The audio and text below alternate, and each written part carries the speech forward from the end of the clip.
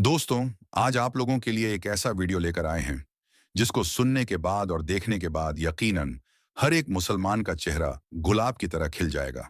हर एक मुसलमान जो अपने आका से मोहब्बत करता है और अपने आका के सबसे बड़े मौजिज़ा कुरान करीम से मोहब्बत करता है, यकीनन उसका चेहरा खिल जाएगा। हर एक मुसलमान हर एक कुरान के चाहने वाले के लिए एक बड़ा ही खूबसूरत वीडियो लेकर आए हैं। और उन लोगों के लिए जो इस्लाम से नफरत करते हैं, मुसलमानों से नफरत करते हैं और कुरान को कभी जलाने की कोशिश करते हैं, कभी फाड़ने की कोशिश करते हैं, कभी बेहुरमती करने की कोशिश करते हैं, उन लोगों को एक ऐसा झटका लगने वाला है। उनको 440 वोल्ट का झटका लगने वाला है। उनके सीने पर सांप लौटने वाला है। क्योंकि दोस्तों, कुरान का बड़ा चैलेंज, कुरान का ऐसा चैलेंज जिसके सामने आने के बाद सबकी बोलती बंद हो गई है।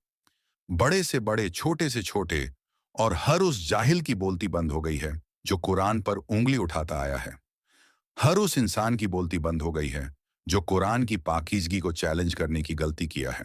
तो दोस्तों, बने रहे इस वीडियो में लगातार। हम आपके लिए एक नया और नायाब वीडियो लेकर आए हैं और सच्चाई पर मबनी वीडियो लेकर आए हैं, जिसकी सच्चाई की गवाही, जिसकी सच्चाई की दलील हर एक मुसलमान का बच्चा बच्चा देता हुआ नजर आएगा। और हर आशिक रसूल जो यहाँ पर मौजूद है, जो इस वीडियो को देख रहा है, हर कुरान करीम का चाहने वाला जो इस वीडियो को देखकर मेरी बात की गवाही देता हुआ नजर आएगा। अगर आप भी कुरान को सच्चा और कुरान को प्यारे आका मोहम्मद मुस्तफ़ा सल्लल्लाहु अलैहि वसल्लम का सबसे बड़ा मौजज़ा मानते हैं कि अल्लाह ताला ने कुरान के अंदर हर इल्म को रख दिया है, दुनियावी हो या साइंसी इल्म हो, हर इल्म को अल्लाह ताला ने कुरान के अंदर रख दिया है, तो इस वीडियो को दिल से एक लाइक जरूर कर लीजिएगा। अब ये अलग बात है कि सलाहियत की बुनियाद पर लोग इसको खोजते हैं और जिनके पास सलाहियत नहीं रहती है वो सिर्फ पढ़कर निकल जाते हैं। दोस्तों, अगर मेरी बात सही है तो अभी से कर दीजिए वीडियो को लाइक, साथ ही साथ बेल के बटन को ऑन कर दें और ऑल नोटिफिकेशन के ऑप्शन को दबा लें ताकि आने वाला हर एक वीडियो सबसे पहले आप तक पहुंच सके। दोस्तों, कुरान, जबूर, इंजील, तौरात, ये चार आसमानी किताब अल्लाह के नबियों पर नाजिल हुई। अलग अलग वक्त चार आसमानी किताबें नाजिल हुई। लेकिन दोस्तों, एक किताब ऐसी भी है जिसकी हिफाजत की गवाही, जिसकी हिफाजत का जिम्मा खुद खालिक कायनात अल्लाह ताला लेता है। वो कौन सी किताब है और वो किताब फिर अपने को झुठलाने वाले लोगों को कैसे चैलेंज करता है, आगे हम आपको बताने वाले हैं। उससे पहले दोस्तों, आपने देखा होगा हालिया दौर में मुसलमान जिस तरीके से पूरी दुनिया के अंदर फैल रहे हैं, इस्लाम जिस तरीके से पूरी दुनिया के अंदर फैल रहा है, ये चीज कुछ लोगों को पच नहीं रही है। और वो इस्लाम और मुसलमानों के बुग़्ज़ में आकर इस्लाम और मुसलमानों से एक तरीके से डर कर वो उल्टी सीधी हरकतें कर रहे हैं। कहीं मुसलमानों को सताने का काम हो रहा है, तो कहीं मुसलमानों को दबाने का काम हो रहा है। कहीं कुरान करीम को जलाने का काम हो रहा है और कहीं कुरान करीम को फाड़ने का काम हो रहा है। दोस्तों, आने वाले वक्त में और पिछले वक्त में आप लोगों ने देखा है कि कुरान करीम से बुग़्ज़ उठाकर, कुरान करीम से हसद खाकर कैसे लोगों ने कुरान करीम की बेहुरमती करने की कोशिश की है। दोस्तों, कुछ साल पहले आपने देखा होगा हिंदुस्तान के गुजरात के अंदर से एक वीडियो वायरल हो रहा था। सोनू डांगर का आपने देखा दोस्तों? उसमें कैसे एक औरत कुरान की बेहुरमती करती हुई नजर आ रही थी, कुरान को फाड़ने की कोशिश कर रही थी। वहीं दोस्तों, एक वीडियो काफी तेजी के साथ वायरल हुआ था, विदेश का वीडियो, जहां पर एक सभा के अंदर कुरान को फाड़ने और कुरान को जलाने का मामला सामने आया था। लेकिन एक मर्द मुजाहिद ने, जो कुरान के साथ बेहुरमती कर रहा था, भरी मजलिस के अंदर वो दौड़ता हुआ जाता है और बेहुरमती करने वाले को ऐसी लात मारता है कि वो चारों खाने चित हो जाता है। और उस इंसान को जब अरेस्ट किया जाता है तो दुनिया भर की मुस्लिम कंट्री उसकी हिफाजत के लिए, उसकी तहफ़्फ़ुज़ के लिए साथ आ जाते हैं। लेकिन दोस्तों, ये इंसान ही नहीं बल्कि कुरान की हिफाजत का जिम्मा खुद अल्लाह तबारक व ताला ने लिया है। दोस्तों, और अगर पूरी दुनिया का कुरान, यानी सिर्फ हिंदुस्तान का कुरान नहीं, सिर्फ पाकिस्तान का कुरान नहीं, सिर्फ मलेशिया और सऊदी का कुरान नहीं, सिर्फ तुर्की और मिस्र का कुरान नहीं, बल्कि पूरी दुनिया के कुरान को एक जगह जमा करके अगर समंदर के गहराई में भी डाल दिया जाए, तो दोस्तों, पूरी दुनिया के भक्त मिलकर भी कुरान को मिटा नहीं सकते। क्योंकि अल्लाह ताला ने कुरान में वो ताकत दे रखी है, कुरान के अंदर वो खूबी है कि पूरी दुनिया से अगर कुरान की पत्तियों को हटा भी दिया जाए तो भी कुरान मिट नहीं सकता है। क्योंकि कुरान हाफिजों के अंदर और हाफिजों के दिलों के अंदर महफूज हो गया है। यानी जो कुरान के हाफिज है, उनके सीनों के अंदर कुरान मौजूद है। आप ज़ाहिरी तौर पर जिस चीज को यानी फिजिकली तौर पर जिसको छू सकते हैं, उसको तो मिटा सकते हैं, लेकिन जो कुरान हाफिजे कुरान के सीनों में महफूज हो गया है, उस कुरान को कोई मायका लाल भी मिटा नहीं सकता है। दोस्तों, ये है कुरान का वो चैलेंज जो आज तक किसी भी बड़े से बड़े ज्ञानी ने पूरा नहीं किया है। दोस्तों, अभी भी और पिछले जमाने में भी बहुत सारे ऐसे लोग आए हैं जिन्होंने कुरान को चैलेंज करने की कोशिश की, कुरान को झुठलाने की कोशिश की, लेकिन इसके जैसी वो एक आयत भी ना बना सके। दोस्तों, कुरान की शान देखिए, अल्लाह के कलाम की शान देखिए, प्यारे आका मोहम्मद मुस्तफ़ा सल्लल्लाहु अलैहि वसल्लम की जिंदगी का हर एक लम्हा एक मौजज़ा है। लेकिन सभी मौजज़ा में सबसे बड़ा मौजज़ा अगर किसी को माना जाता है, तो वो है कुरान करीम, जो रसूल अकरम सल्लल्लाहु अलैहि वसल्लम पर नाजिल हुआ, उसको सबसे बड़ा मौजज़ा माना जाता है। दोस्तों, कुरान करीम का ये चैलेंज है, ओपन चैलेंज है, कि अगर किसी में दम है, अगर किसी में ताकत है, अगर किसी के दिल में मगरूर है, अगर वो अपने आप को बड़ा तुर्रम खा समझता है, अगर अपने आप को कोई ज्यादा ज्ञानी समझता है और कुरान को झुठलाने की कोशिश करता है, तो कुरान ओपन चैलेंज करता है। आप उल्मा की बारगाह में जाकर सुने, कुरान का खुला चैलेंज है। अगर तुम में दम है तो कुरान की तरह एक जरा सी एक छोटी सी आयत ही लेकर आओ, यानी कुरान की तरह एक छोटी सी आयत ही लेकर आ जाओ। लेकिन दोस्तों, कुरान करीम की शान देखिए, भक्तों को छोड़िए, भक्तों की क्या औकात। बड़े से बड़े ज्ञानी दुनिया भर में आए और चले गए, लेकिन आज तक कुरान के चैलेंज को किसी ने पूरा नहीं किया है। किसी के अंदर इतनी जुर्रत नहीं हुई है, इतनी ताकत नहीं है कि वो कुरान की आयत की तरह एक छोटी सी आयत भी पेश कर दे। क्योंकि दोस्तों, वो लोग इंसान की लिखी हुई किताब को तो बदल सकते हैं, इंसान की लिखी हुई किताब की तरह किताब तो कोई ला सकता है, लेकिन दोस्तों, जो किताब अल्लाह का कलाम है, जो यहाँ नहीं बल्कि आसमान से उतरा है, उसकी नकल कोई कैसे कर सकता है? और यही वजह है कि अल्लाह के कलाम के जवाब में आज तक कोई बड़े से बड़े साधु, संत महंत हो, आज तक कोई पादरी हो या कुछ भी हो, बड़े से बड़े सभी धर्म के लोगों के पास अपना अपना किताब है और उसके चाहने वाले हैं। लेकिन कुरान की एक छोटी सी आयत, कुरान के जैसी एक छोटी सी आयत लाने का चैलेंज आज तक कोई पूरा नहीं कर पाया है। और दोस्तों, जो कुरान से मोहब्बत करता है, जो कुरान को पढ़ता है, अल्लाह ताला उसको फैज़ो बरकत देता है। आप रजब तैयब उर्दोगान को देखिए, उनको फेम किस तरह से मिलता है, किस तरह से तुर्की के अंदर उनको सोना और खजाना मिलते रहा है। दोस्तों, चाहे दुनिया का बड़े से बड़ा अक्लमंद ही क्यों ना हो, यहाँ तक कि कुरान का चैलेंज है कि पूरी दुनिया मिलकर भी अगर चाहे, तो कुरान के जैसी एक आयत भी पेश नहीं कर सकती। और इंशाअल्लाह कयामत तक भी कोई ऐसा नहीं कर पाएगा, क्योंकि ये अल्लाह का पाक कलाम है।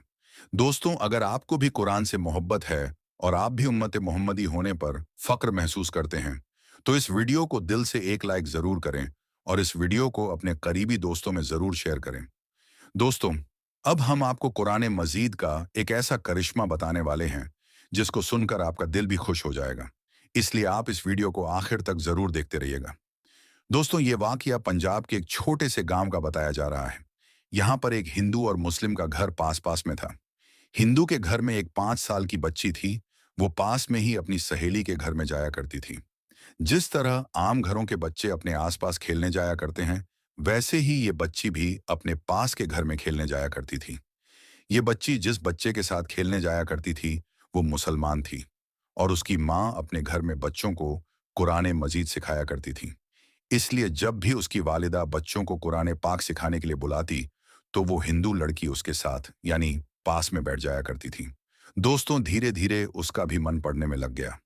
एक दिन उसने अपनी सहेली के माँ से कहा कि अम्मा, मैं भी पढ़ना चाहती हूँ। अब सहेली के माँ ने साथ में उसे भी पढ़ाना शुरू कर दिया। हिंदू लड़की ने धीरे धीरे कायदा पढ़ना सीखा, फिर बकायदा कुरान मजीद भी अपनी सहेली के साथ पढ़ना शुरू कर दिया।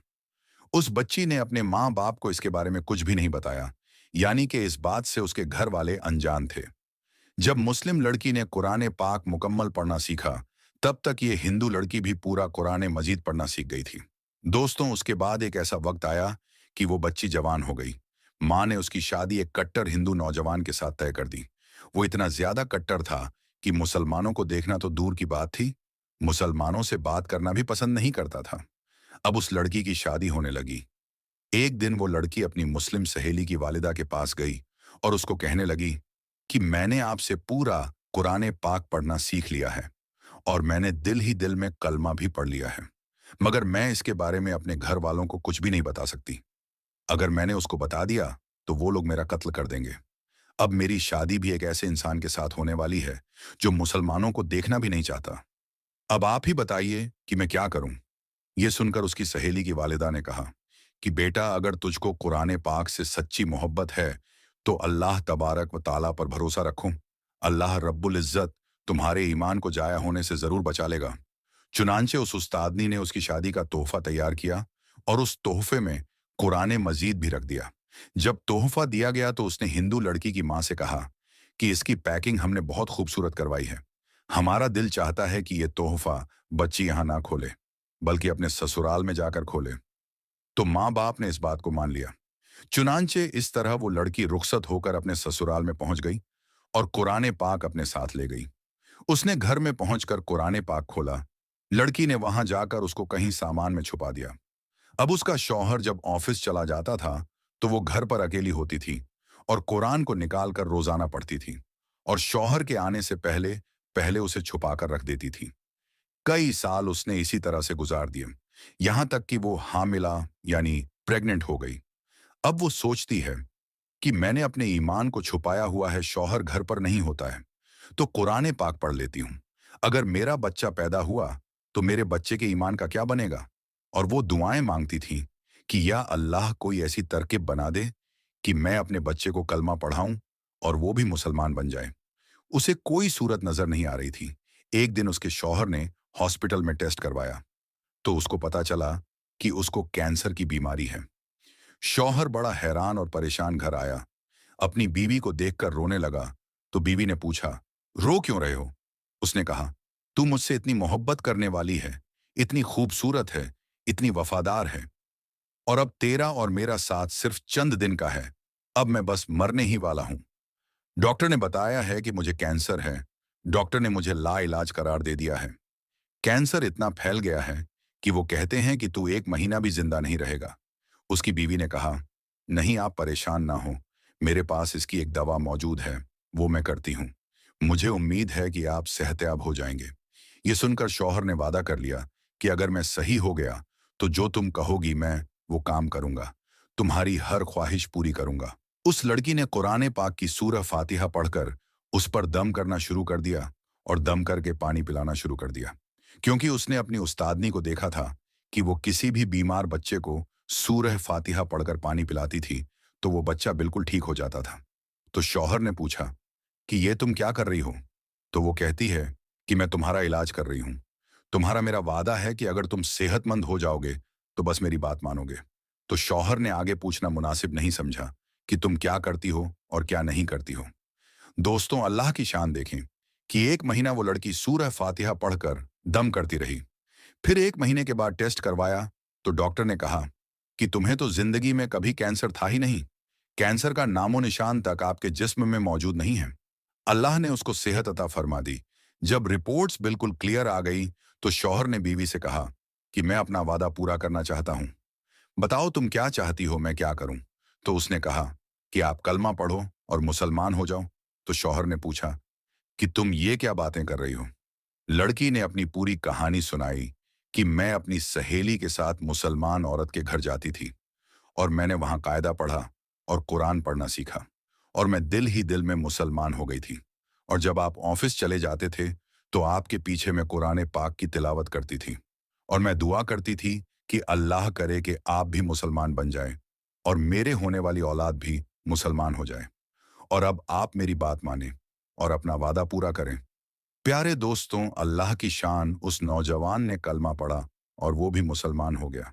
फिर उस औरत के यहाँ बेटा पैदा हुआ, बेटे को भी कलमा सिखाया और अब ये मियाँ बीवी और बेटा सब मुसलमान हो गए।